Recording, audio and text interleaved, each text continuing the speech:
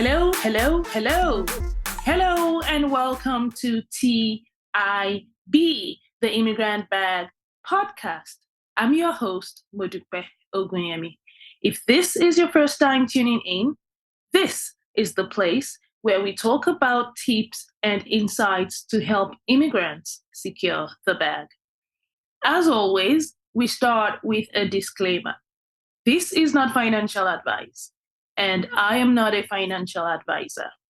Everything we say on this show is for education and entertainment only. Please note that investing comes with risks, so please do your own due diligence or consult a financial advisor before making any investment decision. Okay, last week we started an absolutely exciting conversation with a brilliant special guest. And today we are bringing you a continuation of the interview. So sit back, relax, and enjoy the show. But what about interest? How about factoring in the bank's interest into that as well? So whenever it is you do pay back that 95K you got from the bank, you're probably not paying 95. You're probably paying back 120, with interest compounded. So this example I gave wasn't an example of a good investment. It was just an example of how to use leverage. Just to mention, buying a personal residence is not a good investment. Well, in some cases it could be, but it's not necessarily the best use of funds, right? And I can share more about that. But I was given an example of just using how using debt, works. So in that case, yes, you've probably paid interest, but the expectation is the house has grown more than the debt you're paying, right? So if the market crashes, of course, you'll be in hot water, right? But if as we've seen in Canada for the past few years, it keeps growing, the amount you build in equity would obviously be higher than what you're paying in. So that's just an example of how you leveraged someone else's money, which is the bank, to buy an asset that you ordinarily couldn't afford yourself.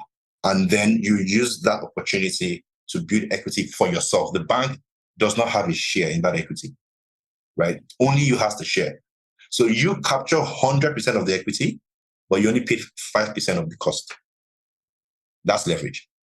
I only had to come out of pocket for 5%, but I'm taking 100% of whatever gains. So, just think about it. If you do a partnership with someone and someone says, hey, you know what?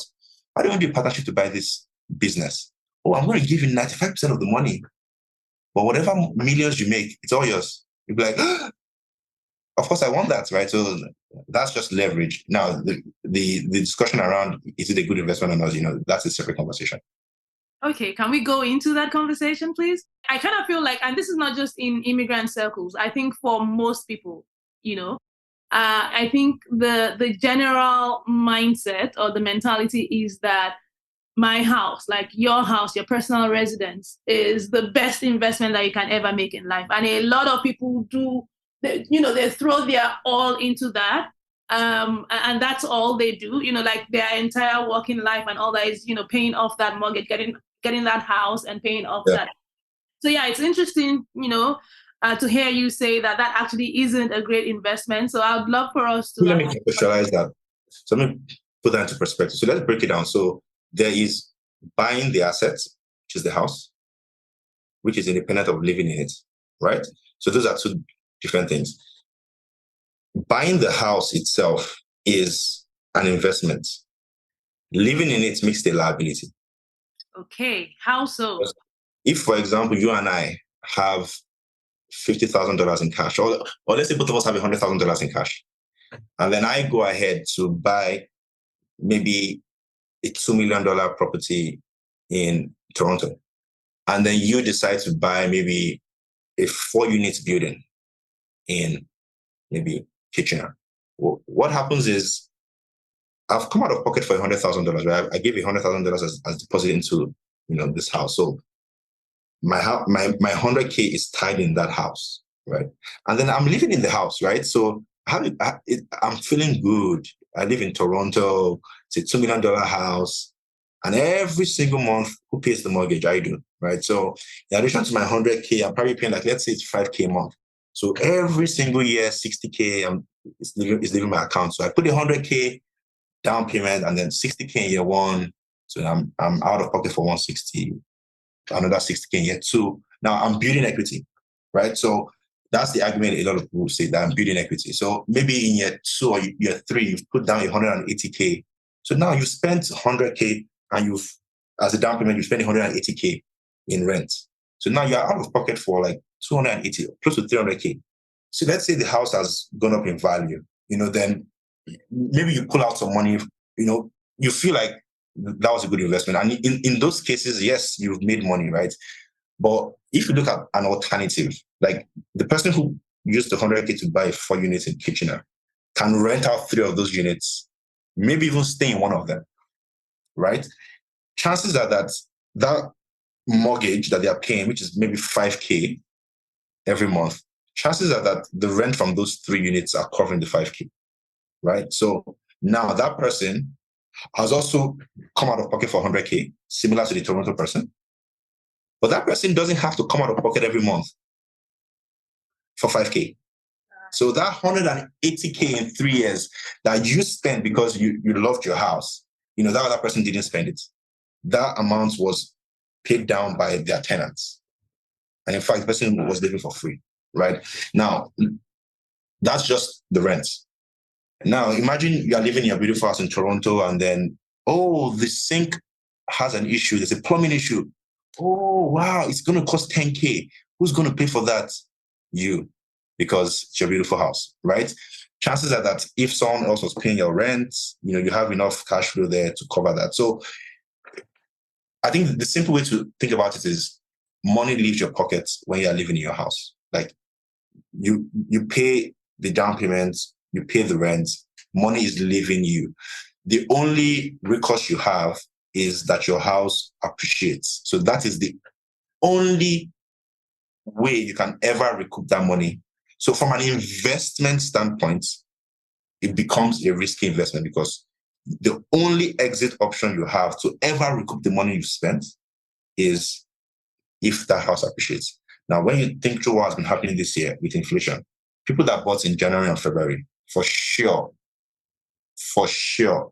they have to wait till 2025-ish to ever get out the down payment they put, to ever get out the rent that they're paying if they are on variable, for instance. So from an investment standpoint, you can now understand how that is a bit stressful, right? So again, buying a house, buying real estate is always going to be an investment.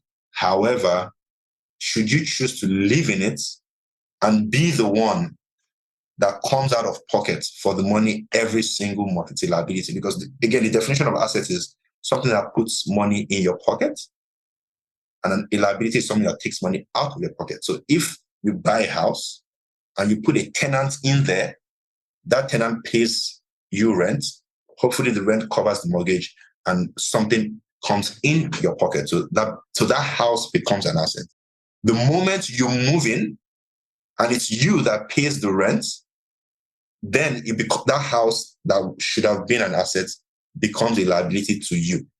So the question is, if you have 100K or you have 50K, depending on what type of asset you buy, the question is, who is going to pay the mortgage every single month?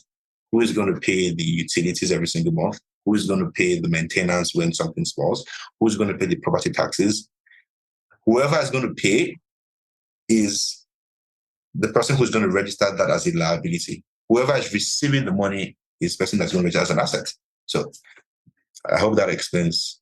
It does, but let me be a bit of the devil's advocate here and say, what if on the flip side, it's great when you have multi-units and you're able to house hack, put people there and able to live rent-free and all that. But we also know what's been happening, especially here in Ontario, with the backlog of cases at the landlord tenants board and all that. And I have actually seen instances where the people who own the houses are actually out sleeping on the streets, sleeping in their cars, or looking for shelters because they've been unable, like, because one, the tenants have no longer been paying. That happened a lot during Yeah, the pandemic. yeah. I think it's carried on till now a little bit. So the tenants are not paying. They're not able to evict the tenants, and they're still having to pay the mortgages and all of that. So what happens in instances like that, and how do you safeguard your investment against those kind of scenarios? Okay, so going deeper into this, right? If you buy a residential property, just a single family, your risk is higher because if that person doesn't pay, there's no other recourse. The more units you have, the lower the chances of that happening. Again, I use I use an example of a single family versus a 4 units. Chances that 4 people are going to stop payment at the same time is actually low, except you willingly chose to neglect doing due diligence to get those tenants in the first place. Yeah, we see stories on the web about people, having these issues. And truth be told is, the media likes to sensationalize stuff, right? So I don't have the stats, but I would reckon that, it's probably a minuscule percentage of people that actually face those issues. It can't be every single investor that has that issue. Like, if not, then, nobody would buy property in Ontario. So again, there are a few things that can mitigate the risk. Don't buy a single family. By just buying a duplex, a triplex, or a fourplex, which still qualifies for residential financing, that just mitigates your risk. By just choosing to buy a multi-unit versus a single unit. That alone, without you having to do anything special, that alone just mitigates your risk because the chances of 4 people not paying is just way lower than 1 person not paying. So there are things that you can do that just mitigate your risk, and it's just a smart thing to do. So once you do that, you have a higher likelihood of that not happening. Okay, this is where we will be drawing the curtains on this week's episode of TIB, the Immigrant Bag podcast. I'm sure you'll agree with me that it's been an amazing, amazing conversation so far. It's been super insightful and enlightening. Next week, we will bring you a continuation of the interview. So make sure you don't miss it. And on that note, until next week, when we bring another exciting episode your way again, this is Mudupe saying keep your friends close, keep your money closer, and keep your family closest.